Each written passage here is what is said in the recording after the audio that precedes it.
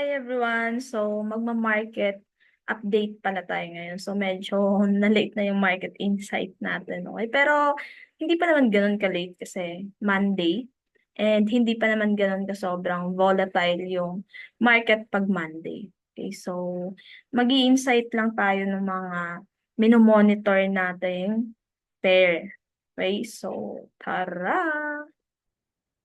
So, unahin muna natin yung, kasi more on ang i-check ko is USD. So, unahin muna natin si Dixie.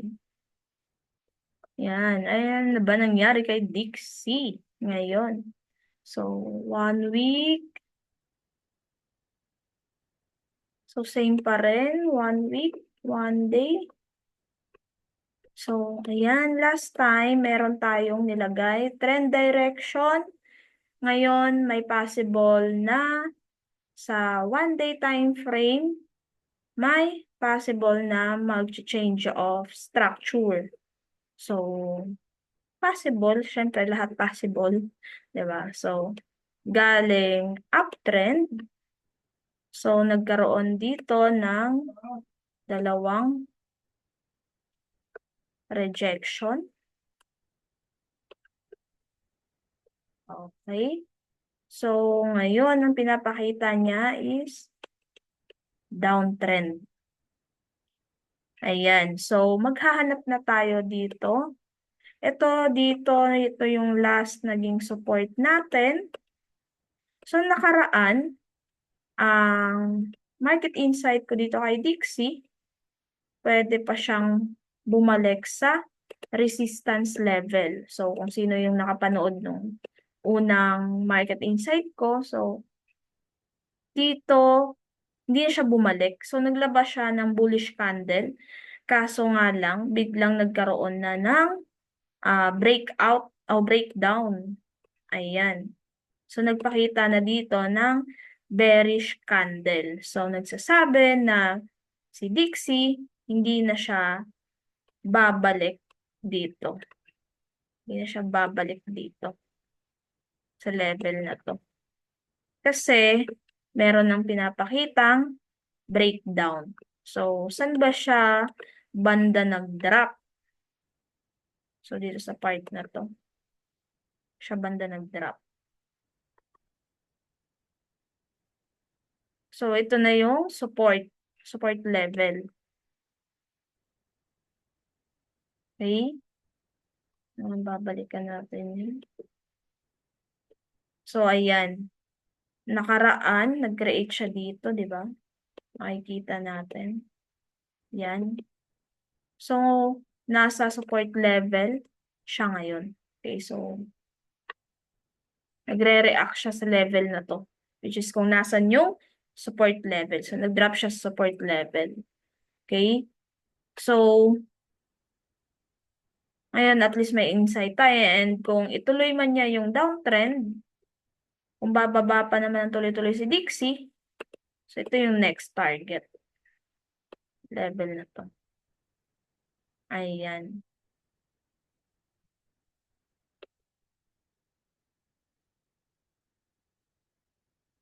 So, at least may insight na tayo sa nangyayari kay Dixie. So, next naman, Euro-USD.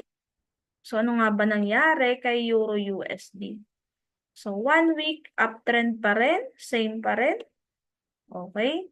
Nagre-range pa rin siya dito sa support and resistance level.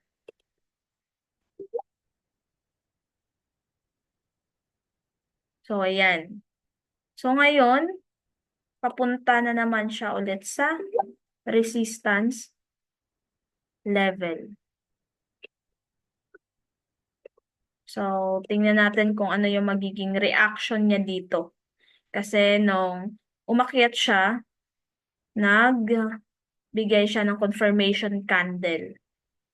So, ngayon, abangan natin kung magre-react siya sa level na to or mabubutas niya na yung level na to. Kung magko-continue na ba uptrend si Euro-USD. Kasi medyo lumakas ngayon yung Japan, JPY, CHF, tapos yung US, kung makikita natin mamaya sa gold. Okay? So medyo yung mga investor, mga ano ngayon is nasa safe haven. So nasa ano siya? Nasa nasa ano sila? Nasa sa risk off sila ngayon. So medyo hindi ganoon ka-aggressive yung mga buyer. Hindi ganoon ka ano. Basta yun na yun. So, yan. So, one day, ano nga ba nangyari? So, nagkaroon dito ng bullish candle. So, may possible talaga na tatargetin niya tong level na to. Okay? So, dito na tayo sa 4-hour time frame. So, nakaraan, nag-drop talaga siya dito. So, ito yung last drop niya and nagkaroon ng breakdown. Kaso, bumalik lang kaagad. Okay? So, itong uptrend o downtrend na pinakita niya is wala na to. Okay? So, ngayon, ang pinapakita niya na is medyo nagkakaroon ng aggressive buyer. Okay? Sa part na to, nagkakaroon na ng aggressive buyer. So, galing downtrend, may possible na pwedeng maghanap ng buy opportunity kay Euro USD. Kaso nga lang sa ngayon, hindi na pwedeng habulin kasi ang target lang na kung maghahanap man ako ng buy opportunity dito is ito lang. Yung resistance level lang. Kasi nga, sa 1 week is ranging yung pinapakita niya. So, pwede siya mag-react sa resistance level. So, ngayon, waiting pa na mabigyan tayo ng pullback dito. So, 4-hour time frame gamit tayo ng FIB. So, measure natin kung saan yung possible na magkakaroon ng healthy pullback. So, pinakita niya ngayon impulsive, meaning aggressive yung mga buyer dito. Okay, so maano yung volume sa buy. So ngayon, pwede tayo dito, ayan, gumamit ako ng FIB and siguro pwede akong maghanap ng reaction sa FIB na to sa 0.5 and 0.6. Ayan. So pwede akong maghanap ng reaction dito sa level na to. Kasi nga, yung downtrend na pinakita niya, ito, is hindi na tumuloy. Nagpakita na siya ng aggressive buyer. Nagpakita na ng mga aggressive na yung mga buyer. Okay? So, pag once na bigyan tayo ng magandang pullback, so, ang plan dito, may possible na pumunta dito, magre-react. Okay? Or dito sa level na to. So, dito sa level na to, then magre-react. Ayan. So, ang target ko lang dito is ito lang din. Pag once na bigyan tayo magandang pullback, so dito na lang tayo din dito na lang din ako possible mag-TP kasi ayoko nang masyadong isagad dito sa resistance level kasi nga sa 1 week is ranging yung pinapakita niya. So, pwede siyang mag-react kaagad. Okay? So, ito lang yung target level ko. Pag once nabigyan ako dito ng healthy pullback. So, pinaka-last na titingnan kong reaction is itong level na to. 0.7. Makikita niyo sa feed. So, yan. Na pwede akong mag-convert pwede akong mag-position ng buy. So, yan lang yung possible na waiting for Euro USD. So, next, Euro AUD. So, favorite ko yung mga pair ng Euro. So, check natin ulit. So, last time, nakita si Euro AUD, may possible na mag-convert uptrend to downtrend. Pero ngayon, nagkaroon na ng aggressive buyer. Makikita natin to. Okay, nagkaroon na ng malaking volume tong level na to. Nagpakita na ng sunod-sunod na bullish candle. Okay, so continue pa rin uptrend yung kinikreate ni Euro AUD. So lumalakas si Euro. Okay, kasi kanina Euro USD, ngayon Euro AUD, magkaiba na sila ng pair pero umaano pa rin, nagiging aggressive pa rin yung ano ng Euro. Okay? So may possible na siguro dito sa part na to, hanap na lang tayo. Continue up pa rin siya. So Euro AUD, yung ano ko pa rin dito, bias ko pa rin, bias ko na dito, galing possible na mag-change of structure. So ngayon, possible i-continue na niya yung up. So long. So ngayon, baba na ng 4-hour time frame and dito na ako possible na magpo-position. So maghahanap na ako dito ng mga possible na babalikan niya na level. So itong part na to, kasi nag-create dito.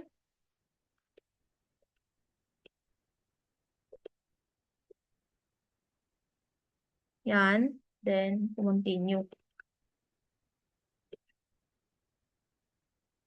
So, nagkaroon dito ng support and resistance. Hanap tayo. Ito yung resistance level na turn into support na. Ayan. So, dito ako magme-measure kung saan siya possible na magko-correct. So, ayan. So, may possible pa rin talaga na babalikan niya yung resistance turn into support. So, ito yung possible na support level ngayon ng Euro AUD. So, dito yung 0.5, 0.6.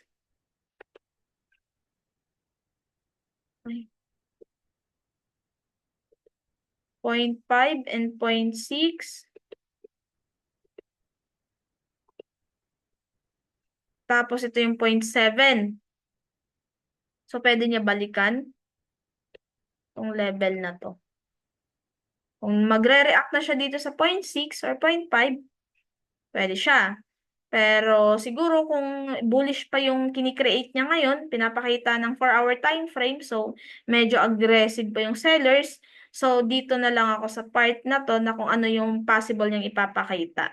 So for sure niyan, may mga ano yan, mga indecision candle or yung ano yung mga candle hindi na ganun ka sobrang aggressive, yung nagpapakita na yung mga sellers na hindi na ganun ka sobrang aggressive.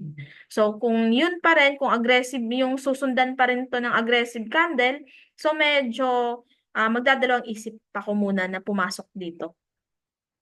Okay? So observe ko pa rin kung ano yung magiging reaction. Okay? So next, dito na tayo kasi medyo mahaba na yung video natin. So, dito kay gold, ngayon, time frame 1 week. So, titingnan natin yung bias natin dito. So, si gold uptrend pa rin. So, nagpapakita pa rin siya ng uptrend direction. And ngayon, ang pinapakita niya is medyo nire-reject niya na yung level na to. So, naghahanap ako dito nakaraan. Expect ko na itong ipapakita niyang candle na to. Wait lang. Itong ipapakita niyang candle na to, susundan siya ng bullish candle. So, expect ko kanina na magpapakita siya ng bullish candle. Okay, so kaso nga lang, sinundan ng bearish candle ngayon. Okay, so nakaraan medyo okay, pwedeng magkaroon ng breakout, parang ganun. Pwedeng magkaroon ng breakout kasi bullish, hammer, bullish ulit na candle. Kaso nagkaroon ng rejection candle, nasundan ulit ng indecision candle, tapos nagkaroon ng bullish candle. So dito, medyo nagkakaroon na ng volume na medyo nagiging aggressive na yung mga sellers. So dito, bababa tayo ng time frame. So buburahin ko na to. So dito na tayo maglalagay ng support and resistance sa 1-day time frame. So meron na tayo dito, dito muna tayo sa, tutok tayo sa current price. Ano yung kini-create niya? Ano yung pinapakita niya? So itong part na muna na to yung focus natin. So resistance, tapos support level. Ayan. So, sa 1-day time frame, meron na tayong resistance level and support. So, kung mapapansin natin, sa part na to, meron na tayong rejection. So, nireject niya ulit yung level na to. So, ito na yung strong resistance level. Ito naman yung strong support level kasi nagkaroon ng breakout dito. Ito, level na to. Create siya. So, wait lang. Burahin ko muna. Ay. Yan. So, yung target niya talaga is yung level na to. Ito. So, ano ba magiging reaction niya sa support level ulit? Kasi nga, ang higher time frame natin, ano pa rin talaga, bias pa rin sa gold is uptrend. Okay? So, nagre-range pa rin siya ngayon. Pero, dahil sa pinapakita niya ngayon na hindi ganun ka sobrang aggressive na yung mga buyers and nagpapakita na ng nagkakaroon na ng volume. Okay, medyo nagiging aggressive na yung mga sellers. So, medyo nagdadalawang isip na ako na pwedeng mag-correct muna siya. Mag-pull back muna. Okay, mag-correct muna yung presyo. Masyado nang mataas si gold. So, pwede nang magkaroon ng reaction. Okay, so, ayan. Kung makikita natin, may dalawa nang na-reject niya na yung level na to. So, ngayon, may possible na mag-drop ulit siya sa support level. Okay? So, lower time frame, 4-hour time frame. So, kung makikita natin,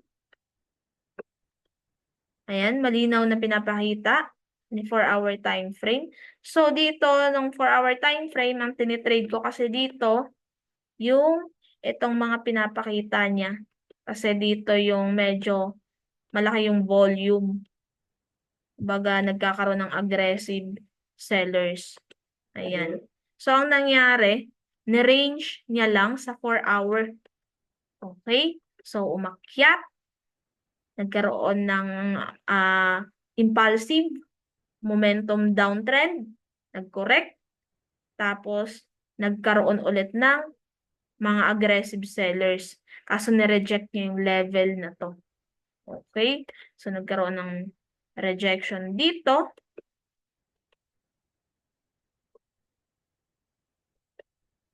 And, eto. So, ngayon, third, ito.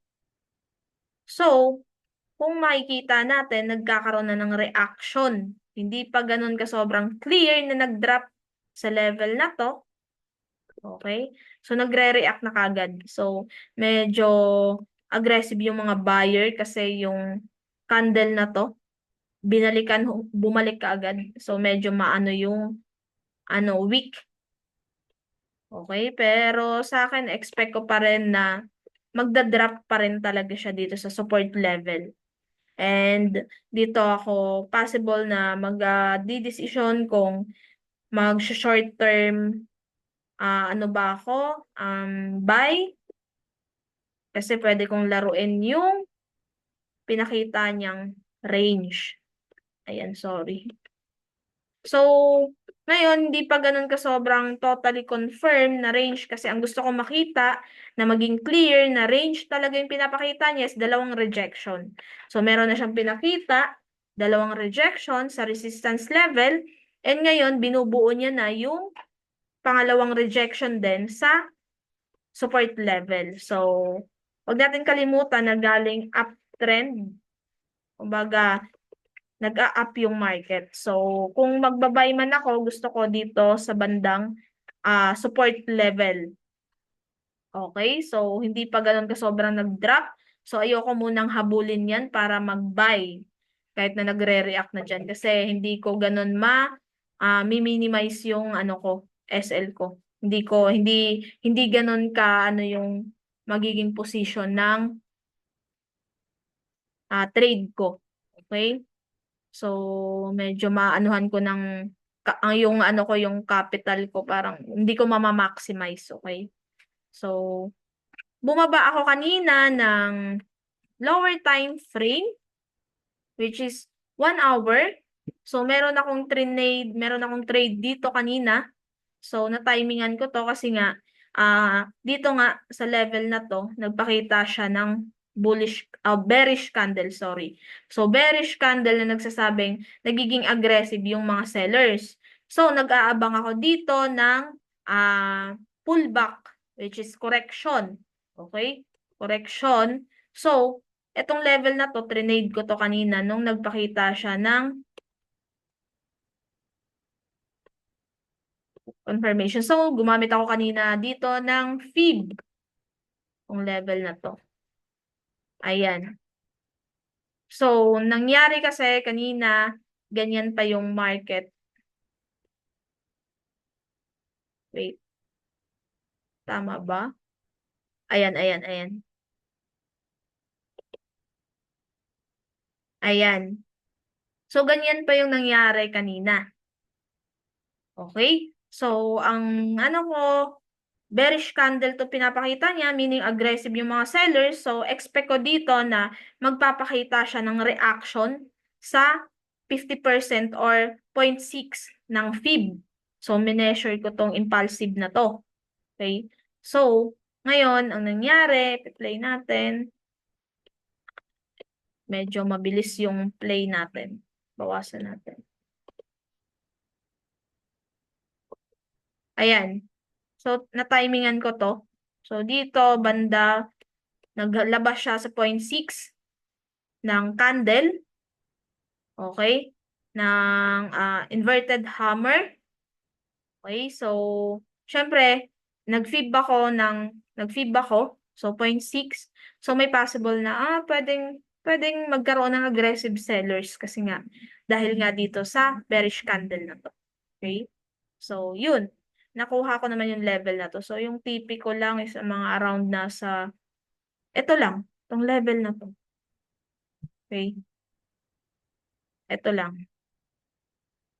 So, kung makikita nyo yung content ko, yung reels ko. Okay? So, andun yun, yung position ko. Ayan. Andun yung position ko kanina. So, ito lang yung tinarget ko. Level na to. Tapos, ngayon, nagpapakita ngayon si gold ng pullback. So, ang nasabayan ko tong impulsive. Ito. Ba to? Ito, yung galaw nito.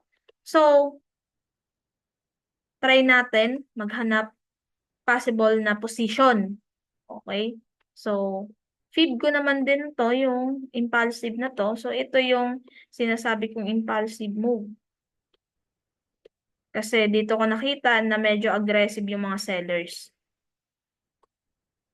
Ayan. So, yan yung mineasure ko. So, ngayon, nag-touch siya sa 0.5. Medyo nagkakaroon na ng reaction. So, mag-aabang ako dito ng possible position kung magkakaroon ba ng rejection sa level na to. So, syempre, aabangan ko yung level para hindi ganun ka ano yung SL ko. So, ano ba yung magiging reaction niya sa 0.5 and 0.6 and last is 0.7. Okay? So, kung aggressive pa rin, bullish candle pa rin, so no muna ako. Titingnan ko muna kung ma-invalid niya ba tong impulsive na to. Yung sunod-sunod na bearish candle na to. So, kung i-invalid niya to, so no muna ako for sell. So, continue for buy pa rin. Pero syempre, hindi muna ako magbabay. Titingnan ko muna na magko-correct muna siya.